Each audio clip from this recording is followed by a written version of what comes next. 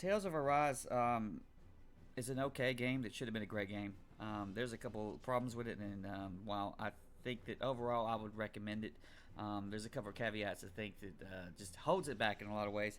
Now, I love Tales of Beseria, and I thought that was just freaking awesome. I put like almost 100 hours in that game, and so Arise was my most anticipated title of 2021. Freaking hyped to play this. And so, while it has awesome graphics, it runs off Unreal Engine 4. Freaking Shion looks awesome, best looking waifu in video games, all of that, all that good jazz. Um, and it's got awesome characters, but it's kind of got some severe pacing problems, just really drags it down. And I also think that, I suspect anyway, that toward the later half of the game, this stuff starts feeling rushed. You can start getting like these like just almost cut and copy pasted areas that are like really tight and closed in, compared to like this more open world. It isn't truly open, but it's kind of open and broad, and there's like a just juxtaposition of the two that just there's something wrong. I think that they got rushed during COVID toward the end.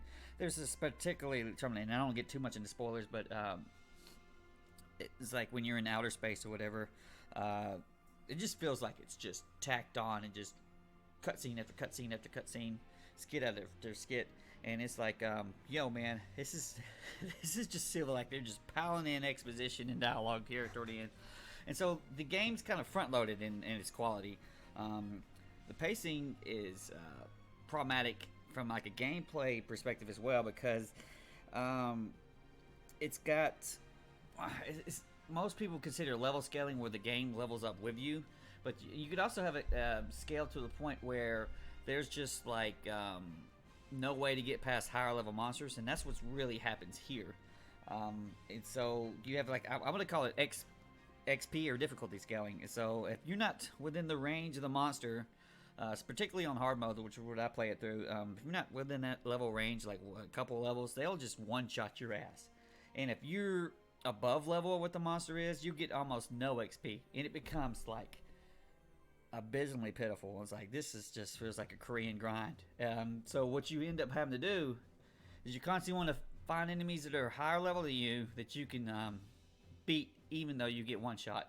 And there's some little farming spots here and there, but it leads to a gameplay where you just want to put as much damage as possible down on these enemies, because they have just huge damage defense or some shit, where if you're lower level than them, you just start doing like pathetic damage to them, and it really forces you into while it's not that well, it's decently linear, but it feels almost oppressive, because you feel like you can only fight a couple enemies at a time, so you're constantly moving back and forth to find this optimal place to, for where you need to be or where the game wants you to be, as terms of leveling and stuff like that.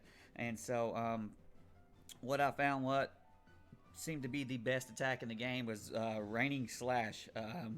It just did huge damage, especially to enemies that fell down or were knocked down, who couldn't move around. And so in order to just get big damage to bust through their defense, just Raining Slash, Raining Slash, Raining Slash. And that's, I didn't think I counted it in. I did it over 10,000 times or some ridiculous thing like that. And so the gameplay becomes a Raining Slash simulator as far as like the battle is concerned, because your regular attacks, they don't do squat for damage. I think the point of the game was that you use your regular attacks to, kind of break the enemy's defenses, and you'll see it break when you hit an enemy right here, and then try to get on a pile on like a multi-hit attack or a team attack.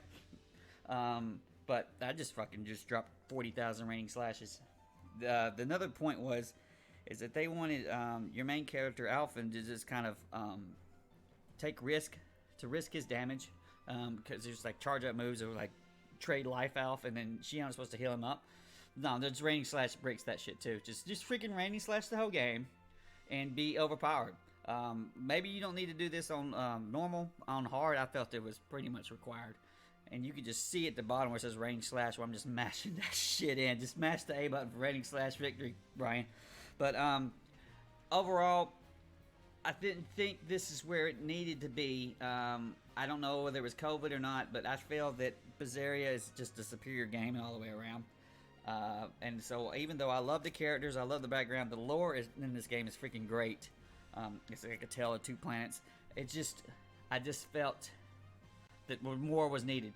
So, and I'm going to reluctantly give it one paw up. I would like to give it two. There's a lot of heart here, but it's just got a bunch of fundamental problems that kind of keep it from being, that 8 out of 10, at 9 out of 10, that 10 out of 10. But I do recommend it. I do recommend it if you can see it on a price, drop or whatever, give it a run. If you hate anime shit, this is not going to be for you at all. But, well, I guess we'll just have to keep waiting for the next Big Tales game, because Final Fantasy ain't doing too hot for my opinion, Brian. But it's okay. It's okay. That's the best I can say. Like, subscribe, and all that shit.